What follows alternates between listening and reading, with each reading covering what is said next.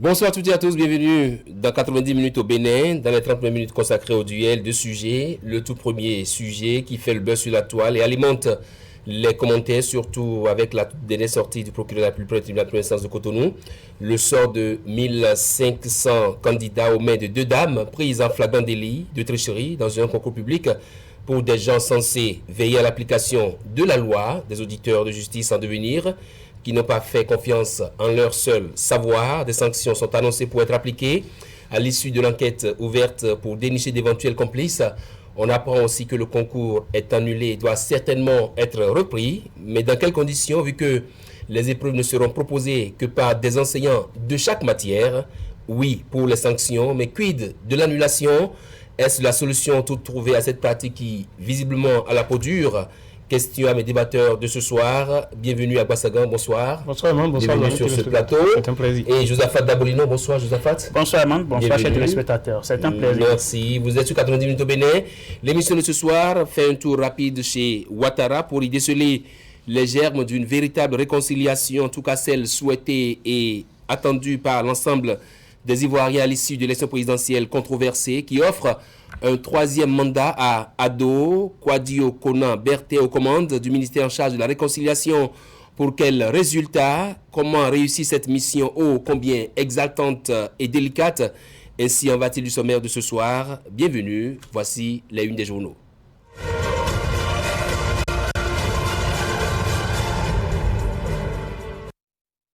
Bénin intelligent pour démarrer, concours de recrutement au Bénin, la fraude à la peau dure, la rupture en nul, mais Tonou va frapper politique, 10 ans, talon 10 ans, réclamation populaire, point général de sa tournée fait par le ministre par du gouvernement, Alain Orunla. On passe au quotidien le matinal.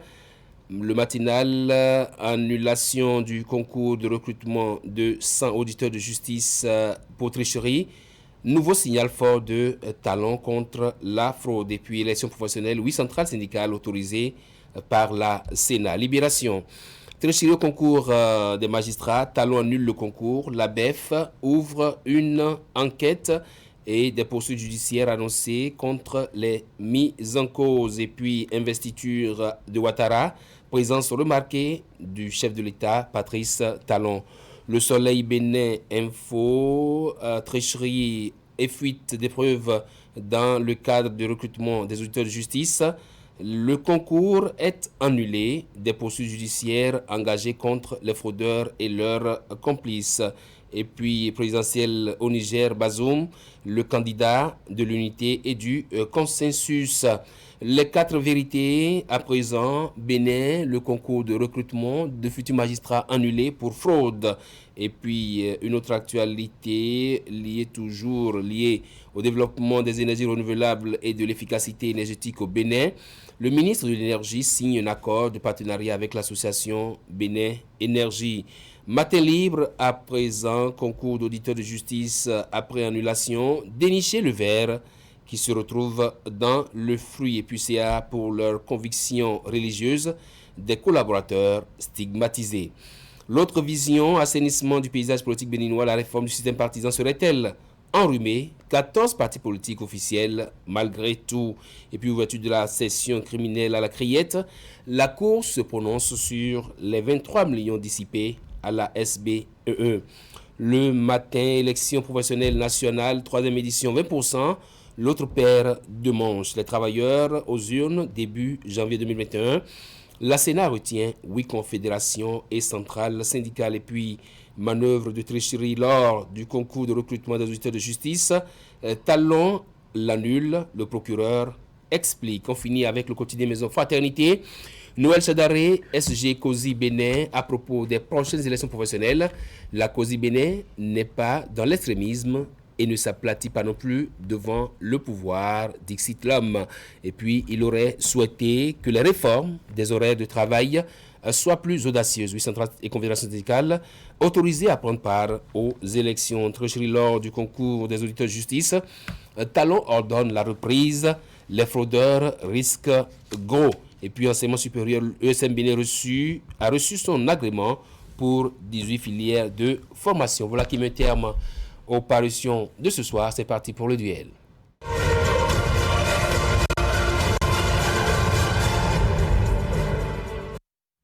On remarque bien que les journaux en ont fait pratiquement leur chou gras. Il s'agit de cette annulation du concours de recrutement d'auditeurs de justice. Est-ce une bonne nouvelle selon vous? Est-ce la meilleure décision selon vous, Josaphat Dabolino? Ça dépend du contexte. Parce qu'aujourd'hui, on parle d'un concours. On parle d'un concours de KIR, des auditeurs de justice. Annuler un concours, je crois que le gouvernement a les éléments nécessaires pour le faire. En tout cas, nous n'avons pas encore ces éléments dans la presse. Mais de toute façon, c'est déjà un pas. Mais pour moi, ce n'est pas une bonne nouvelle, du tout pas. Parce que annuler un concours parce qu'il y aurait tricherie, parce que ça reste toujours à confirmer, il y a toujours la présomption d'innocence, il faudrait que les juges se prononcent sur la question. Donc l'annuler de cette façon, je crois que c'est pénaliser beaucoup d'autres personnes, c'est pénaliser beaucoup d'autres candidats. C'est comme si aujourd'hui on organise le baccalauréat et du coup il y a tricherie dans 2, 3 ou quelques centres et on décide d'annuler complètement le baccalauréat. C'est un exemple que j'ai pris. Donc c'est pénaliser beaucoup d'autres candidats. La décision, peut-être, comme je l'ai dit au début, nous n'avons pas les éléments nécessaires, mais si nous devons nous tabler tout au moins sur les faits que nous avons déjà et qui ont fuité dans la presse, pour moi, ce n'est pas aussi une bonne nouvelle que ça. Oui, Josaphat a dit, pour lui, ce n'est pas une bonne nouvelle, l'annulation du concours. Mais est-ce que la sortie du procureur de la République du tribunal de Cotonou est pour vous rassurante? Oui, mais il faut garantir, en tout cas, la transparence qu'il y a toujours autour de ce concours-là. Vous savez que le corps de la magistrature, c'est un corps d'élite. À partir de ce moment, puisque c'est un corps d'élite, il faut assainir le milieu. Mais on ne peut pas dire en toute chose qu'il y a transparence à 100%. Parce que tout endroit où l'être humain intervient, on ne peut pas assurer jusqu'à un degré très élevé, je dirais même, la sécurité ou la transparence. Et donc, ce qui s'est passé, pour montrer nécessairement qu'ils sont en train de veiller au grain.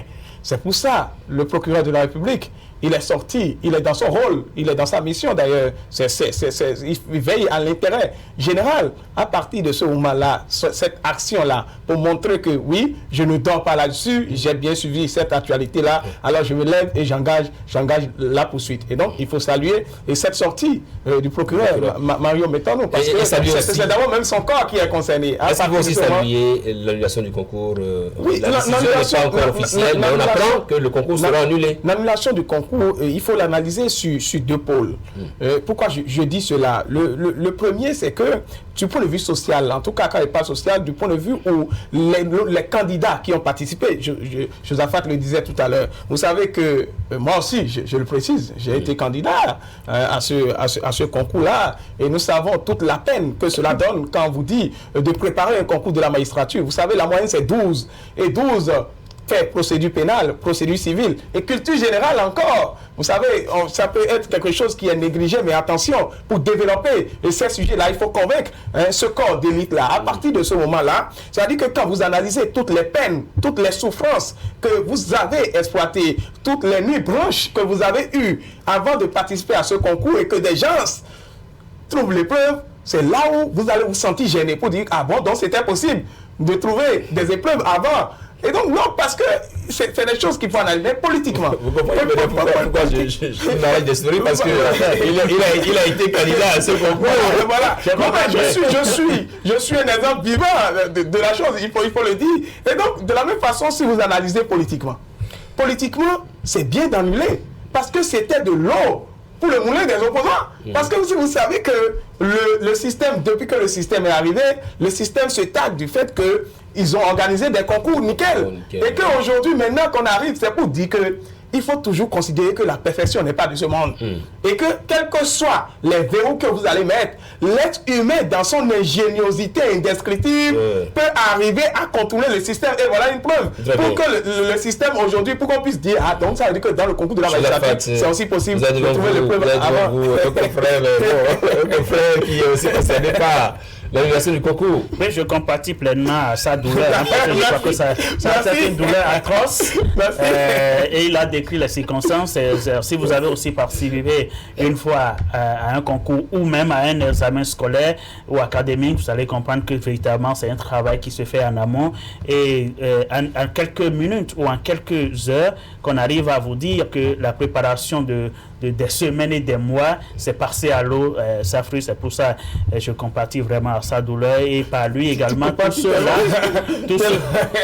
ceux-là qui ont pu participer à ce concours, sont plus de 1000 à postuler. 1500. Voilà. C'est même moins. L'année passée, c'est 2000. Peut-être certains ont été découragés par la sélection de la fois passée. Parce que ça marque aussi le problème du manque d'emploi dans le pays. Bon, on va dire, comme il a souligné, que c'est un corps d'élite, donc il faut veiller au grain. Et vous savez également qu'il y a le concours pour les avocats également qui se pointe également. Donc il fallait préparer le terrain. Et c'est pour ça, je dis, comme il le soulignait tout à l'heure, politiquement, le gouvernement est en droit peut-être d'aller sur ce terrain d'annulation pour éviter les commentaires, pour éviter les sorties tous azimuts, certainement de ses adversaires politiques, et pour dire oui, nous avons pu organiser, mais quand nous avons constaté automatiquement, je n'ai pas hésité à prendre les mesures qu'il faut. Politiquement, c'est correct, mais au-delà de ça, économiquement, ce n'est du tout pas correct. Parce que pour un concours du genre organisé, c'est tout un moyen, c'est tout ce qui a été déployé autour, et il faut mobiliser le matériel, et tout ça là, c'est l'argent du contribuable béninois. Même si on dit que les participants ont pu contribuer par travers le dépôt de la constitution de leur dossier, il y a que ils sont aussi ils font partie du contribuable béninois également. Et je dis économiquement ce n'est pas bien, mais socialement également ce n'est pas bien, parce que ça va démoraliser.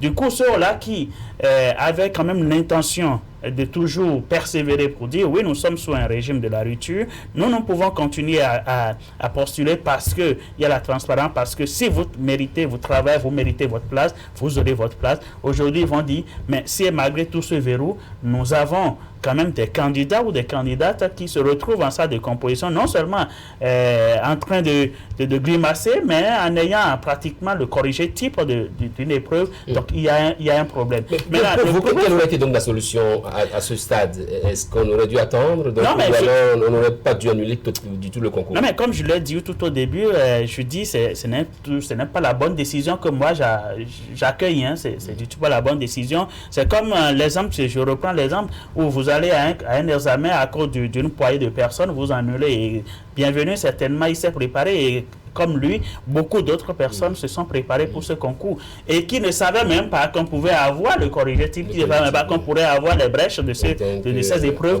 Mais malheureusement, eux, ils sont comme on le dit, des dommages collatéraux, certainement. Je dis, ce n'est pas la bonne nouvelle parce que on connaît les auteurs.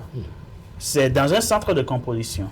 On a pu identifier au moins les auteurs. On a pu identifier ceux-là qui sont aussi en communication, en contact avec l'extérieur.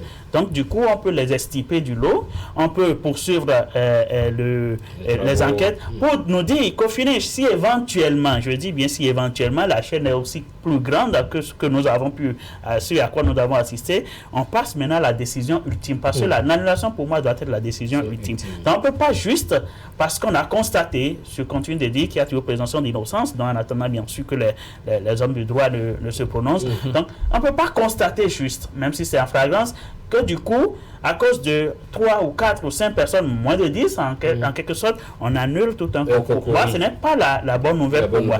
Mais politiquement, doit être l'annulation selon vous. Ça doit être l'ultime solution après que la justice a déjà mené les démarches nécessaires pour dire, compte tenu de ces enquêtes que nous avons menées, nous avons des preuves, nous avons suffisamment de preuves pour justifier maintenant l'annulation. Alors, comme vous l'avez dit, c'est peut-être pas encore officiel, mais du moment où les journaux en ont parlé... On a déjà vu parler des journaux annoncer des informations ici qui n'ont pas été confirmées. Oui, est-ce que ça ne permet pas aussi à ceux qui ont été recalés, enfin pas recalés, ceux qui doivent reprendre, de mieux se préparer aussi? Oui, c'est clair, mais seulement que je voudrais dire quelque chose par rapport à l'analyse de Josaphat tout à l'heure, quand il disait que l'annulation devait être l'ultime, en tout cas l'ultime réponse à cette affaire de tricherie. Moi je dis non d'ailleurs, parce qu'il faudrait nécessairement qu'on montre directement qu'il y a une rigueur qui règne en la matière. À partir de ce moment-là, on peut engager les poursuites après. Mais l'essentiel, c'est que ça a été annulé. Peut-être le gouvernement, pour nous en tout cas, pourrait donc trouver des solutions adéquates pour dire, bon, pour participer à nouveau, vous n'allez plus déposer, vous n'allez plus payer les frais. En tout cas, pour payer le récépissé, vous n'allez plus payer de récépissé. C'est ceux qui... Non, mais là, pour participer...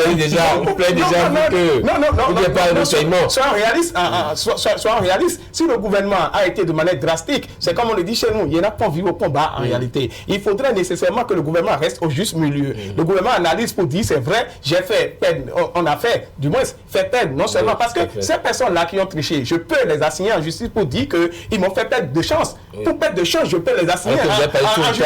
À préparer ce concours, je peux saisir la juridiction pour ça, pour demander que c'est une perte de chance. Et donc, on doit payer les dommages et intérêts pour ça. Donc, vous voyez un peu, si le gouvernement pourrait comprendre, pour qu'il y ait une autre participation, le gouvernement doit savoir que non, pour participer maintenant, vous n'aurez plus besoin de payer le récépissé. C'est d'abord la réponse que le gouvernement devrait avoir systématiquement, parce que nous sommes dans un contexte politique que vous savez très bien. Et qu'à chaque instant, que les actions du gouvernement, la rigueur du gouvernement, ça fait frémir certaines personnes, ça crée de la frayeur. Et donc, à partir de ce moment-là, ils sont en train de chercher les détails sur lesquels ils peuvent traîner le gouvernement. Ce seul élément-là pourrait permettre de traîner le gouvernement. Donc, vous, il vaut mieux annuler que de vouloir faire autre chose. J'ai dit politiquement, je l'ai précisé. Politiquement, l'annulation, elle est la bienvenue. Je voudrais faire remarquer deux choses. Bienvenue, il faut mettre dans votre tête d'office qu'on a remis les 4-0 désormais pour ce concours. Donc, si moi, en tant que Joseph, je n'avais pas pu participer, j'ai une nouvelle chance maintenant de constituer mes dossiers, de participer. Donc, non, ils ne peuvent pas faire ça. C'est possible. L'annulation, tu as dit que l'annulation doit circonscrire le champ. En réalité, pour dire que l'annulation, si on ne faisait pas ça, ça veut dire qu'on a tout repris. Ici, peut-être, ce qu'on est en train de viser, c'est que tout le monde revient. On nous a fait ça. On a composé procédure pénale. Et dans une salle, on voulait écrire l'instruction préparatoire. C'était le concours, le premier, en tout cas, au temps de la rupture, là, le premier concours, où dans une salle, là, ils ont mal écrit le sujet. Mais ils ont suspendu, on est revenu composer la même épreuve. Et donc, le gouvernement, si le gouvernement a déjà fait ça, qui sait déjà de jurisprudence, et donc je pense que ce gouvernement-là va continuer et il va pas. C'est pas le même contexte. Non, c'est pas le même contexte, c'est la même matière. Il y a possibilité à ce qu'aujourd'hui on rabatte les cartes, qu'on reprenne tout à zéro. C'est possible pour donner d'autres chances à d'autres béninois. Le second aspect, bienvenue, vous avez parlé de la rigueur, que le gouvernement, la rigueur du gouvernement fait frémir des personnes. Oui, peut-être visiblement ou quand on est à l'extérieur. Mais si le système était si rigoureux, on ne pourrait pas assister à la tricherie de ce gars, à ce niveau de la composition. Non, j'ai dit la perfection n'est pas de ce monde. Attendez, permettez s'il vous plaît. Si c'est vrai, vraiment, il y avait de la rigueur, on pourrait prévenir déjà au maximum, même s'il doit y avoir tricherie, ce serait que des tricheries mineures entre griffes, bien sûr, comme nous l'avons eu. On a vu des fautes mineures dans ce pays. J'ai mis entre griffes, monsieur. Suivez mon regard, s'il vous plaît. J'ai mis entre griffes. On voit aussi la question, le code pénal est péremptoire là-dessus. Il n'y a pas de tricherie mineure, il y a surtout pour un concours. Je suis tout à fait d'accord avec vous, mais si on assiste aujourd'hui à une tricherie à ce niveau, avec ce que nous avons eu dans la presse, alors il y a un problème. La rigueur, tant décriée, autant vantée, il n'y a pas de rigueur.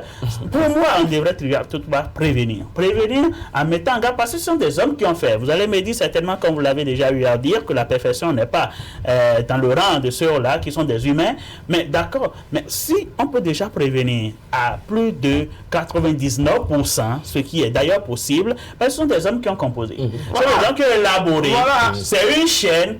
Et quand on sait que c'est une chaîne, on sait déjà comment visser ces chaînes-là pour éviter toute fuite. Mais aujourd'hui, je dis à ce rang parce que pour les informations que nous avons, et vous êtes le candidat ou la candidate, je ne vais pas stigmatiser, est en contact avec l'extérieur pour avoir des réponses instantanément ou que nous avons des corrigetifs. Non, mais c'est déjà le haut niveau de la tricherie. C'est pour un régime qui instaure véritablement cette rigueur, qui fait frémir des gens. Est-ce que le régime... Non, mais ce que vous êtes en train de dire, quelle que soit la sécurité que vous mettiez en place, je vous assure tout, quand les gens veulent casser la baraque, ils vont casser la baraque. C'est ce que je suis en train de faire comprendre. C'est pour ça que je vous dis, quel que soit, est-ce que vous allez dire, vous et moi, que tous les concours qu'on passe même sous la rupture, qu'il n'y a pas ce que vous appelez de tricherie mineure? Est-ce que vous avez la certitude? L'essentiel est que c'est parce que ceux qui se préparent à la cuisine, nous on ne sait pas, c'est le plat, on nous présente. Surtout qu'il y a de ces femmes qui transforment leur cuisse en caille de leçon. Donc vous comprenez un peu. Et donc si les gens se laissaient graisser la pâte, en tout cas, et qu'à un moment donné, on voit ces genres de situations, il faut se poser autant de questions. Et donc ce qu'il faudrait comprendre dans ce détail-là, c'est que ce concours-là, et c'est vrai que les gens vont voir la faute du gouvernement, tel que vous êtes en train de le dire. C'est un système qui est en place qu'il a réalisé. La personne qui a triché, vous voyez, celui qui a amené un téléphone portable en pleine composition. Mais moi j'étais étonné, c'est de l'outrecuidance, il faut le dire. Moi j'étais étonné parce que quand on vient en salle à moins de 20 minutes, bien à 30 minutes, on range tout. C'est vrai. Mais je me demande, mais par quelle ingéniosité, par quel génie, cette personne-là a pu rester avec son téléphone portable, et c'est le corps de contrôle qui est venu le voir en train de faire ça. Et donc c'est ce qu'il faudrait comprendre. Quand les gens sortaient par le passé et disent que le concours de la magistrature, les gens trouvent des preuves, c'est maintenant que j'ai compris que attention. Donc il peut arriver effectivement de cette là où les êtres des preuves. En tout cas, justement c'est les êtres humains qui proposent, qui comprennent. Voilà. C'est eux qui enseignent des matières, c'est eux qui proposent des matières. Et est-ce que pour vous donc l'annulation c'est la solution toute trouvée à la fraude, à la tricherie au Bénin? Rapidement, 30 secondes. Non, ce n'est pas la réponse toute trouvée, non, loin de là. Mais le système, moi je crois qu'en fait, au-delà du système de Patrice Talon, il n'y a que le Béninois doit être réadapté. On doit réadapter donc le Béninois au contexte actuel. Nous avons désormais une vision. Tout au moins, le gouvernement de la rupture a quand même insufflé une nouvelle dynamique en quelque sorte pour le développement et pour la rigueur, comme le défend si bien. Bienvenue. Mais il y a que le Béninois, d'autres candidats à ce concours. Il y a que le Béninois reste Béninois et il faut vraiment travailler sur le Béninois. Il ne faut pas forcément rester là pour dire oui, nous avons un système assez fort. Non, nous avons une vision. Nous mettons en place une rigueur que moi je porte toujours de gants en l'évoquant, mais aujourd'hui travaille sur le Béninois pour dire éventuellement le Bénin c'est ta patrie, véritablement que le Bénin c'est pour toi et que ce que vous faites ça vous fait également. Si ce n'est pas ça et qu'on laisse toujours le champ libre à ce Béninois qui est toujours en place et qu'on dit qu'on a une vision et qu'on est en train de visser en tout cas à côté de soi ou devant soi pour dire oui nous mettons en place un système de rigueur, ça pourrait toujours pas marcher parce qu'à côté si celui qui est à côté, comme on le dit dans notre jargon familier, Mamadou et Bineta, si celui qui est à côté n'arrive pas à retrouver, le Béninois, bien sûr, je dis, le Béninois qui est à côté n'arrive pas à retrouver sa part, il dira, je vais utiliser toutes les manœuvres pour véritablement trouver ma part. Et trouver ma part, ça peut être vendre des épreuves, ça peut être aller contacter. Ça vous pénalise. Je peux faire une analyse qui peut-être ne pourrait pas aller dans le cadre de ce qu'on est en train de dire.